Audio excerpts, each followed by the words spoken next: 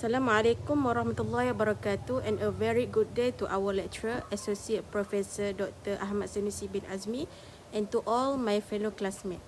My name is Nadia Farisha Hafina binti Awim, and my metric number is 1231848 from Tertiary Group TQC06. Today, I will be presenting an important topic for our course, Orientalist Studies toward Quran and Sunnah, titled M.Donner, Reevaluating the Narrative of Early Islamic History. Before we dive deeper, let us get to know the scholar under study. Fred M. M.Donner, born in 1945, is an eminent American scholar of Islam. He is currently a professor emeritus of Near Eastern History at the University of Chicago and holds his academic degrees from Princeton University. His core research focused on early Islamic history, sociohistory, and the origins of Islamic historical writing. Why was this scholar chosen? Because the primary reason M.Donner was selected is due to his profound impact on contemporary Islamic studies. He is among the prominent Western sarjanas who have successfully challenged and reshaped traditional narrative regarding how early Islamic history is understood in Western academia. This slide displays a brief timeline of his biography and academic career. Born in Washington, D.C. in 1945, he went on to earn his Bachelor of Arts (BA) in 1968 and his Doctor of Philosophy (PhD) in 1975, both from Princeton University.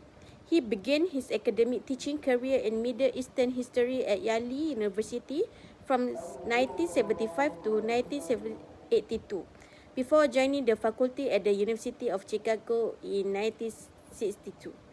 Throughout his career, he also served as the president of the Middle East Studies Association (MESA) in 2012 and eventually retired as Professor Emeritus in 2020.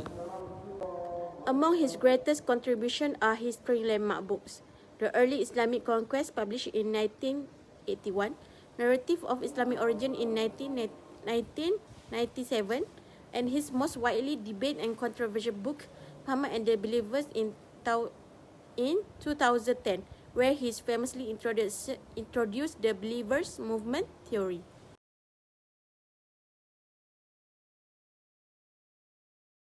Next, let us examine the summary of the content, purpose, and impact of these three major works.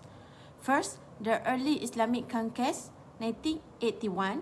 This book analyzes the rapid military and institutional expansion of the nascent caliphate state during the 7th century. Its purpose was to trace state formation and understand the relationship between nomadic tribes and Medina's elite. In terms of impact, it successfully dismantled the Western myth of a haphazard nomadic migration, establishing that the campaign were instead highly organized state actions. Second, Narrative of Islamic Origin, 1997. This work is critical investigation into the motivation, styles, and timing of early Arabic historical writing. Its purpose was to counter hyper-skepticism among Western historians by examining why early Muslims began composing narrative. These advances are relevant by the grounded source critical framework, showing how early theological disputes actually drove historical writing, historiography.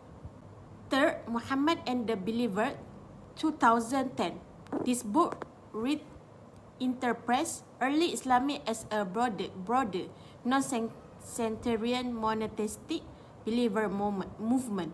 Its purpose was to contextualize early Islam within the era of Latin antiquity and explain its transition into a distinct religion. This work fundamentally altered modern academic discourse and sparked intense debate on early ecumenism. Moving forward, let us discuss the academic criticism of M.Donner theories.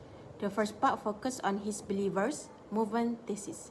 Donner claims that the initial community established by Prophet Muhammad SAW was not strictly defined by the later exclusive doctrines of Islam as we know it today.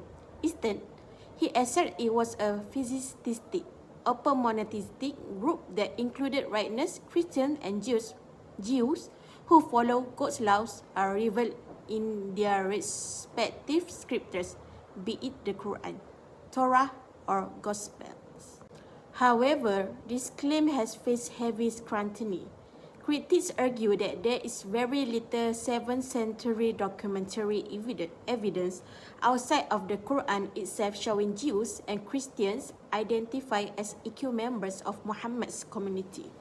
For instance, prominent scholars like Robert Hoyland view Donner's hypothesis as highly speculative, pointing out the lack of explicit contemporary historical proof that non-Muslim monotheists were fully integrated members of this core religious community. The second part of criticism concerns Donner's stance on the Quran as an early document. Unlike some extreme Western revisionist historians, Donner strongly defends that the Quran was largely compiled into a physical corpus during the lifetime of Prophet Muhammad SAW. Conversely, he views later texts like hadith and historical narrative as being codified much later to legitimize the subsequent exclusive Islamic states. Donner maintains that rigorous texts were analyzed show the Quran lacks reference to theological debates characteristic of the later Umayyad and early Abbasid periods, pointing instead to a genuine Western Arabian origin during the Prophet's era. However, traditional Muslim scholars disagree with this exact framework, while Muslim scholars absolutely agree that the Quran was written down during the Prophet's lifetime. Historical consensus records that the Quran was officially compiled into a signal-bound manuscript under Caliph Abu Bakr radiallahu anhu and standardly codified under Caliph Uthman ibn Affan radiallahu anhu.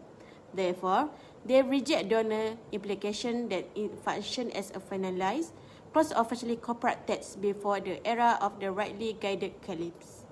Through an analysis of Donner's arguments, we can see that he prioritized the Quran as the primary text to understand the origins of Islam, while urging a higher skeptical look at later hadith and historical texts. This methodology has led other Western critics to argue that his models oversimplifies how Islam organically developed. From the perspective of Muslim scholar, Donner is criticized for being overly skeptical of traditional Islamic sources. Muslim scholars assert that hadith and Islamic historical narrative hold immense historical value because they underwent an incredible, rigorous, and systematic method of evaluation. For example, M.M. Azami, 1977, robustly argued that hadith cannot be dismissed as later inventions. This is because early Muslim scholars developed highly advanced, systematic methodologies to verify reports through the critique of the sanad, chain of narratives, and maintain textual content. Muslim scholars firmly maintain that Islam's identity as a distinct, independent, and comprehensive religion existed since the time of Prophet Muhammad SAW himself, rather than be a later political development. In conclusion, Fred M.Donner academic contributions are undeniable, significant for researchers of early Islamic history in the West. His work have pushed academia to evaluate historical sources more carefully and have offered a new lens through which to view the formation of the early community, while his specific ideas, such as the believer movement and his source-critical methodology, continue to be intensely scrutinized and debated.